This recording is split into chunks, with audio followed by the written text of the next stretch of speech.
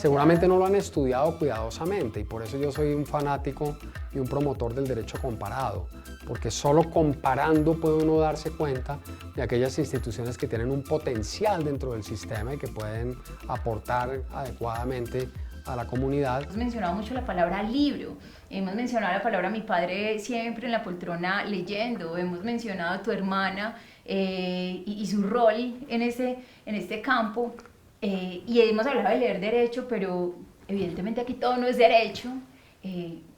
Háblanos de este tema, de tus libros, cuéntanos un poquito de ese tema, por favor. Bueno, yo realmente me crié en un ámbito donde la literatura, más que la historia, más que el derecho, más que las ciencias exactas, era lo que importaba.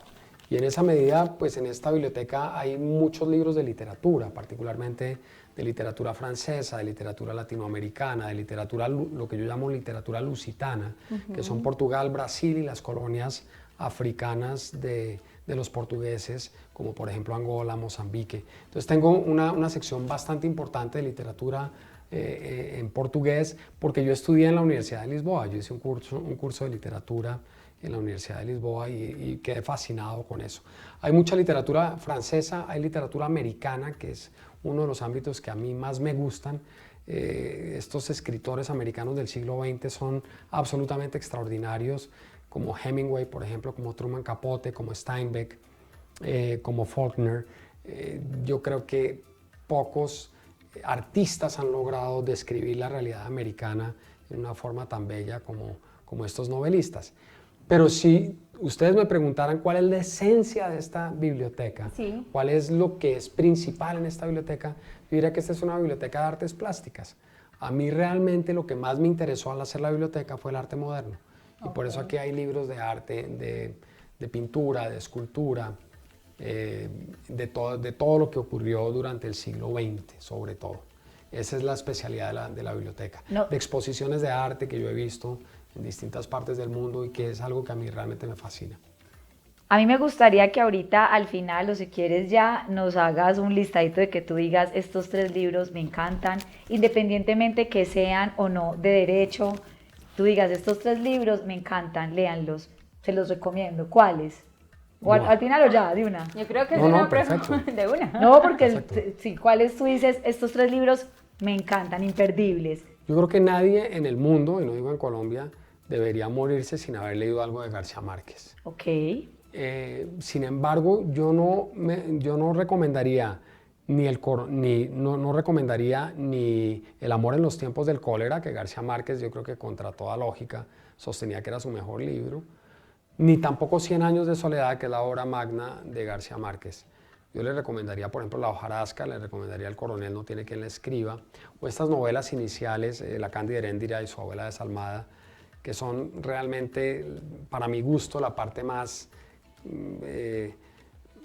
espectacular de la obra de García Márquez. Eso me parece que es fundamental. Ernesto Sábato me parece que es un escritor absolutamente fundamental y uno debería leerse por lo menos El túnel. Juan Rulfo tendría uno que leerse, por supuesto, Pedro Páramo. Yo creo que esa es una obra que funda la literatura latinoamericana, que es de lo más importante que se ha escrito, a pesar de que Pedro Páramo solo escribió como 4 libros en su vida, y cuando le preguntaban que por qué no escribía más, él dijo que ya había dicho todo lo que tenía que decir, que es una cosa de una honestidad intelectual y de una seriedad profesional increíble. Él se dedicó después a ser como un burócrata y de un organismo de investigación de culturas aborígenes, si mal no recuerdo, y no volvió a escribir. Y cuando le preguntaban por qué no escribe más, usted que es un monstruo, es un gigante de las letras, dijo, porque yo ya dije todo lo que tenía que decir. ¿Ya cumplió?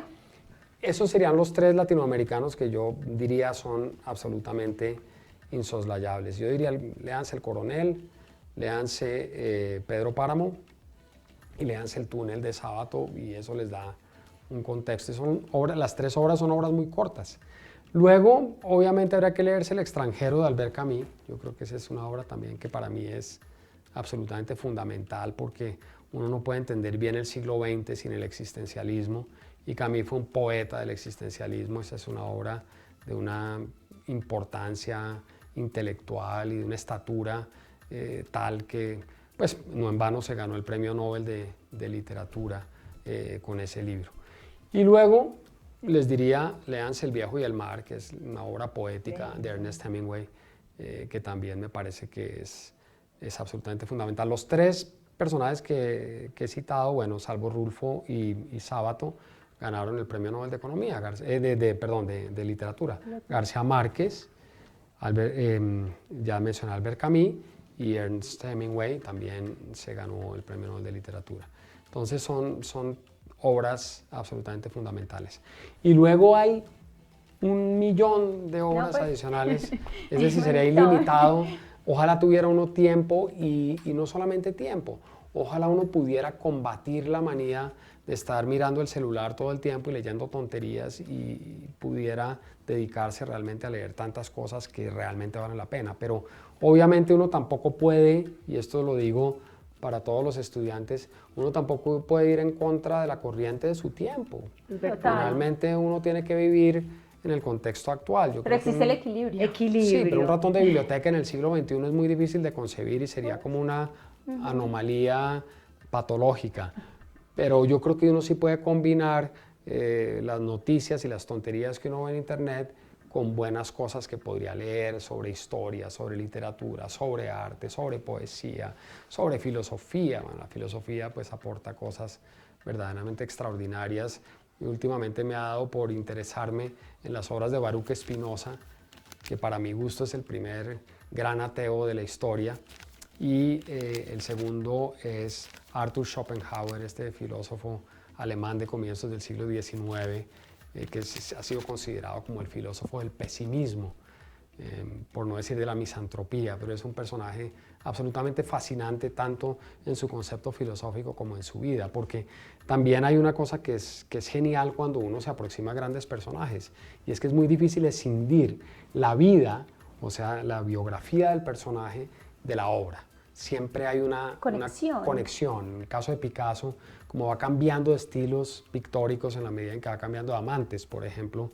es una cosa absolutamente fantástica y uno puede seguir perfectamente esa secuencia de modificaciones en su estética que tienen una relación directa con las amantes que él va teniendo y con las distintas fases de su vida. Entonces, cuando él está durante la Segunda Guerra Mundial, antes del año 45, la obra suele ser muy pesimista, y luego después de la invasión de Normandía, del desembarco de Normandía y del fin de la Segunda Guerra Mundial, aparece una obra bellísima, la alegría de vivir, en el caso de Picasso, que corresponde también al momento histórico. Guernica, por ejemplo, que es una obra anterior a la Segunda Guerra Mundial, es una obra tan lúgubre, tan dramática, tan triste. A mí me encanta. Que es bellísima, pero que demuestra el momento histórico de una gran tragedia, de una enorme conflagración allí, de una colaboración de Francisco Franco con el gobierno nazi, y que Picasso logra plasmar en este óleo, pues que es una obra fundamental del arte del siglo XX. Entonces, los artistas, su vida, sus circunstancias, sus biografías y su obra, creo yo, son inescindibles, y es fascinante ver esa conexión existente que nos vuelve a llevar a la frase de este filósofo Ortega y Gasset: uno es uno y sus circunstancias, es decir, no se pueden, es muy difícil escindir las circunstancias vitales de la obra, el artista, la persona, su historia. Exactamente. ¿No nos vas a recomendar una de Murakami? Claro, Murakami, pero es que fíjate que tú me dijiste, tú me pediste que dijera... No, pero yo me acuerdo que alguna vez, como les dije al principio, nosotros somos amigos, entonces hemos tenido muchas conversaciones y yo siempre digo, hey, recomiéndame pues algún libro bien bueno. Y me acuerdo que cuando me presentaste a Murakami, yo dije, wow, me lo leo. Claro, Murakami es una maravilla, pero Murakami no lo pondría yo en el top 10, por llamarlo de alguna me recomendaste forma. algo que no es del top 10, gracias. Y te veniste a enterar hoy. Gracias. Pues si hubiera 100 obras en la literatura, si estuviera en el top 100... Yo creo que está entretenido y Pau, mira, Ay, aquí ya. Lo que pasa es que Murakami es un escritor muy profundo, tremendamente entretenido. Es un escritor japonés de nuestra época. Y te voy a interrumpir ahí con una cosita para que me empates. También, ¿qué tú estuviste dando clase en Japón. También me gustaría que nos contaras de esa experiencia, porque también por eso fue que te hice esa pregunta. Me gustaría también que contaras un poquito de tu experiencia en Japón, sobre todo porque es una cultura bien distinta a la nuestra. Bueno, yo llegué a Murakami por esa experiencia de vivir en Japón y de dar clases allí. ¿Cuánto tiempo? La primera vez estuve como un mes largo, la segunda vez estuve casi 3 meses, de manera que tengo un conocimiento relativamente interesante sobre el mundo, sobre Japón, sobre cómo es. Y les puedo decir realmente, y esto va a sonar un poco paradójico, que es la peor experiencia que yo he tenido en mi vida. Wow, tocamos un punto ahí. Porque después de estar en Japón a uno nada le parece bueno. Es un país tan absolutamente maravilloso. Yo pensé que ibas a decir algo así negativo. No, y por eso yo le iba a mirar y le iba a decir, ¿cómo así? Yo creí que te había parecido wow. Lo estoy diciendo en serio. Es un país tan maravilloso. Es un país en donde la perfección se ve en su máximo sentido, que tú ya no crees en ¿Querías nada. un poquito de caos? No, a mí no me interesa el caos. Realmente yo he sido completamente enemigo del caos, increíblemente. Ni me interesa el desorden, ni me interesa la asimetría, ni me interesa lo que no tenga belleza estética. Y Japón representa todo lo contrario. Japón representa la perfección, la belleza, la amabilidad, la honestidad, la seriedad, la humanidad en su mejor dimensión. Entonces, digo que es una mala experiencia porque si uno está condenado a vivir fuera de Japón, lo cual me parece una gran desgracia. Estamos todos condenados. Lo cual me parece una gran desgracia, pues tiene un cierto grado de infelicidad. En cambio, cuando tú estás allá, tú llegas a la casa y a los profesores en la Universidad de Kioto les asignan una casita en un barrio periférico en Kioto. Y tú llegas al final del día a tu casa muy feliz porque te has encontrado con una gente fantástica, has aprendido cosas, te han tratado espléndidamente, no has tenido ninguna desavenencia, todo ha funcionado perfecto, el metro ha llegado exactamente a la hora que es. Y a mí me parece que ese es un ideal en la vida, ¿no? Una gente que es unas personas para las cuales el respeto está en la pirámide, está en la cumbre de la vida social, donde respetar a los demás, apreciarlos, actuar de una manera honesta en la vida, hacer lo que hay que hacer en el más alto sentido Las social. cosas de lugar, tiempo y forma determinado.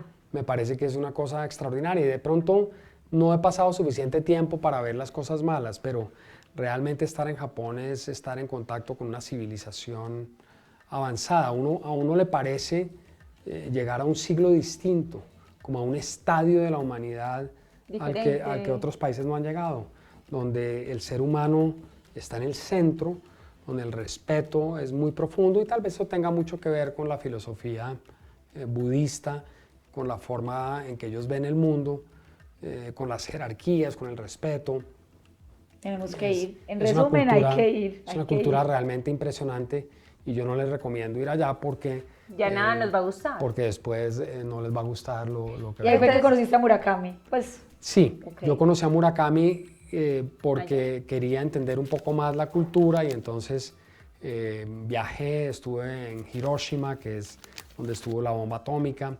Ahí tuve contacto con algunos libros, pues adquirí algunos libros de escritores japoneses que hablaron mucho sobre la bomba atómica. Y Murakami es una especie de escritor contemporáneo en el que para mi gusto se conjugan todas las corrientes literarias de los últimos 2 siglos. Yo creo que es un poco parecido a los novelistas rusos del siglo XIX como Chekhov, por ejemplo, Gogol. También se parece mucho a Franz Kafka y de hecho él se muestra muy admirador de Kafka en sus entrevistas y en su obra. Pero extrapola estas influencias del siglo XIX y XX en un mundo contemporáneo. Entonces la obra es bellísima porque te permite pensar en una evolución de la literatura que te lleva al siglo XXI en Japón. Y estar en Japón y leer a Murakami pues es entender mucho de la cultura, pero también sumergirse en un universo estético profundamente sofisticado como es la vida de los japoneses. Mira que entonces anunciamos un tema y es desde el humano, tocamos el tema de los libros. y no hay que ser egoísta con las conversaciones, y antes de arrancar conversamos de un tema y dijiste algo que yo dije, no, eso tenemos que conversarlo en cámara. Vámonos para Houston, Texas. Nos hablaste de una conferencia de la que nos gustaría que nuestros uploaders escucharan, porque fue muy rico escucharte hablar de eso. Si nos puedes compartir un poquito de ese tema. Sí, a mí, como les decía antes, he tenido una gran curiosidad por el conocimiento y sobre todo por las cosas que son distintas, ¿no? Porque oír una conferencia, y no tengo nada en contra de la seguridad social, pero una conferencia sobre cómo se calcula la prima media para efectos de cotización en las pensiones, pues es algo que a mí realmente no me apasiona. Puede que tenga algo de interés, pero pues no es algo que me apasione. En cambio, el American Bar Association, en una conferencia a la que yo pude asistir, puso como orador principal, lo que se conoce como keynote speaker, a un astronauta que había piloteado el Challenger o el Columbia, alguno de esos transbordadores espaciales que fueron tan importantes en los años 90 tal vez y 2000.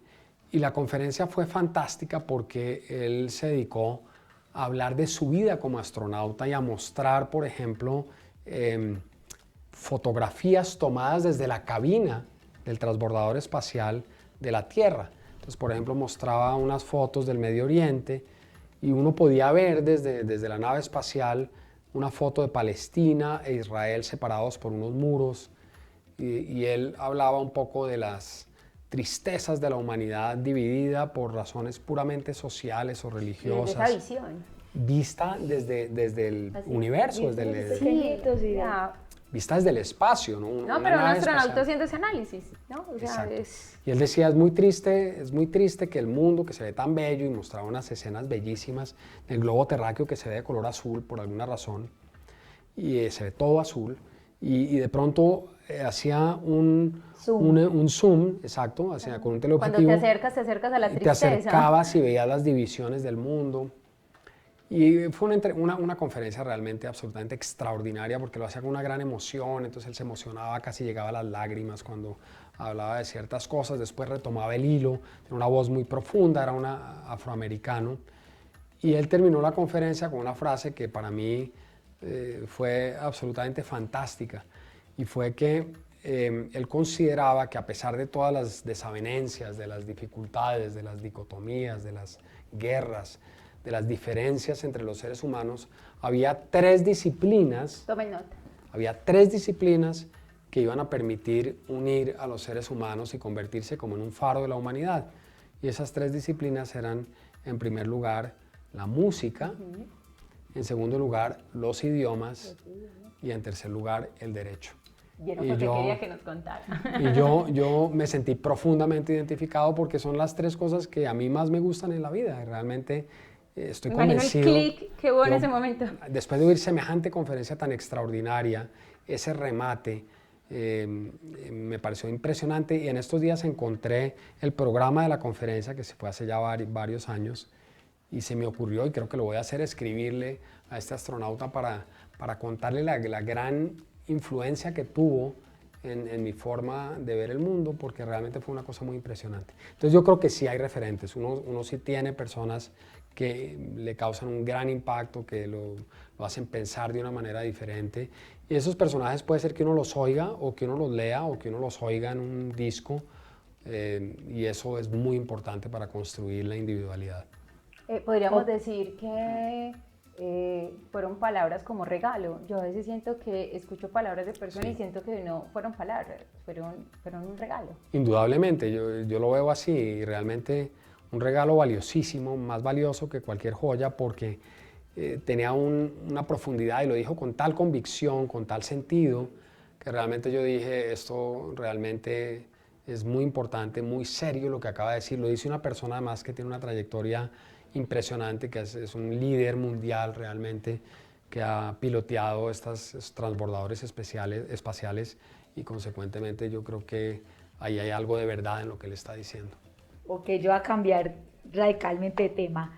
Hay una pregunta que desde hace rato te quería hacer, y es que nos cuentes cómo fue tu experiencia como representante de Colombia ante un Citral, pero quiero que nos des detalles, O sea, no como lo típico que uno dice, bueno, me toca, no, dame el detalle de qué te tocaba hacer y cómo fue la experiencia.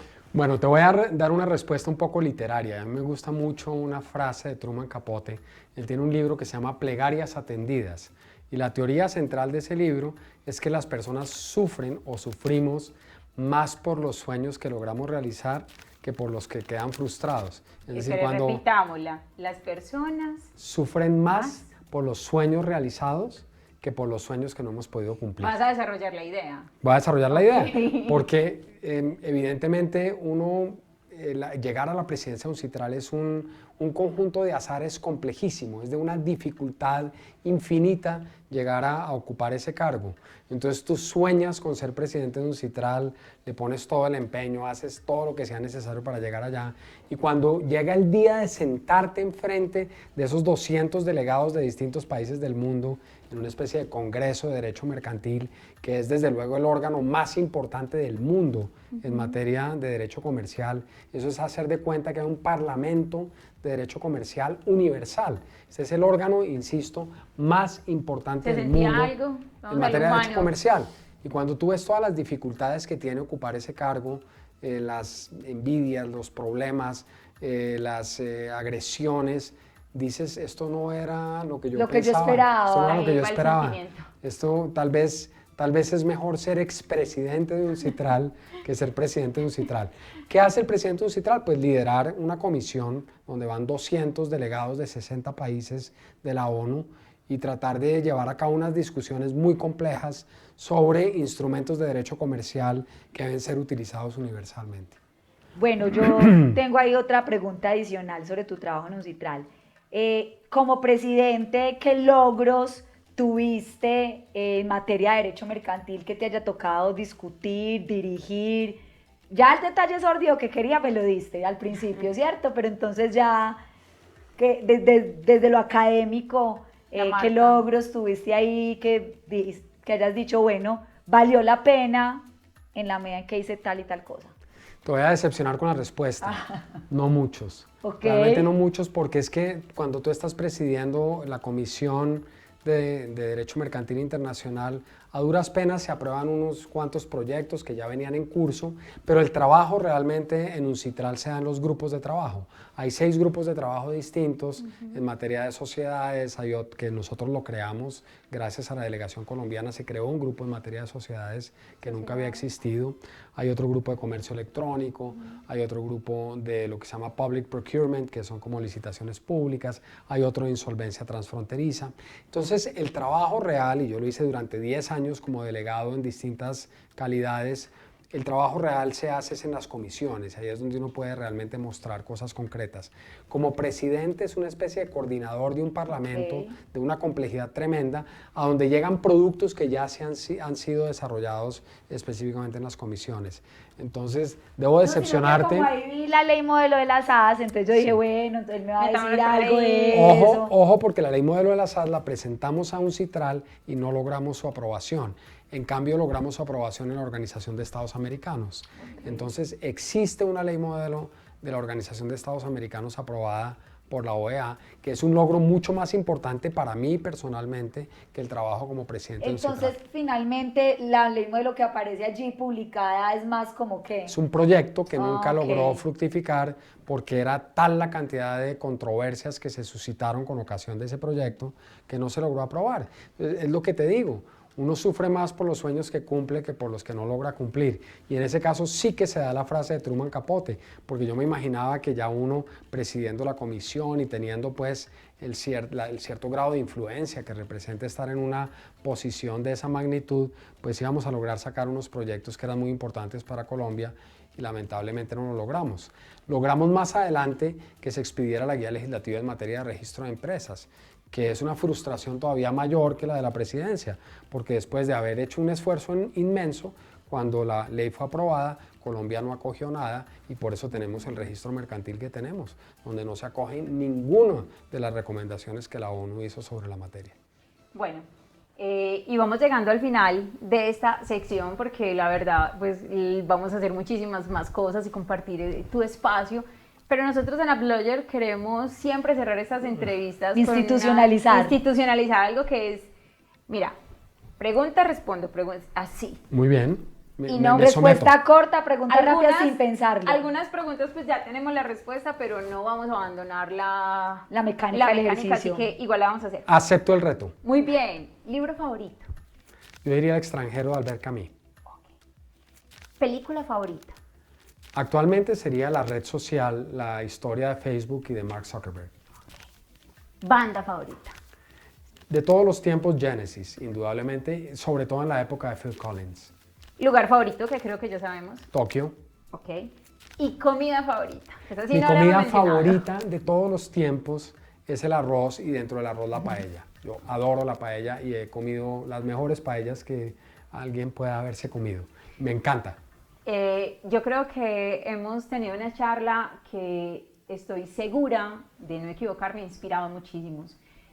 También estoy segura que es el mejor arranque que podríamos haber tenido en esta etapa de Uploaders, pero también quiero anunciarles que aquí no termina, sigue, diría yo, la parte más bonita de este espacio que compartimos contigo, y es que él nos permita vivir algunos de tus espacios más queridos en esta casa. Ahorita le pregunté tu lugar favorito de la casa, difícil, y yo creo, les digo, lo comprendo, lo comprendemos.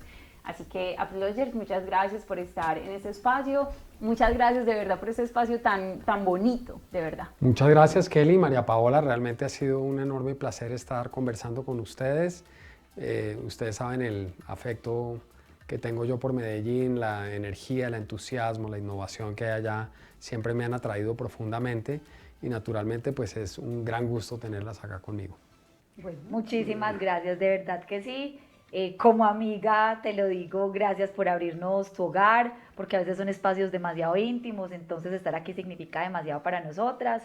Y bueno, como dijo Kelly, este es un primer segmento, los dejamos como picaditos para que se vean los siguientes, porque va a haber más información y más detalles chéveres acerca de este crack del derecho.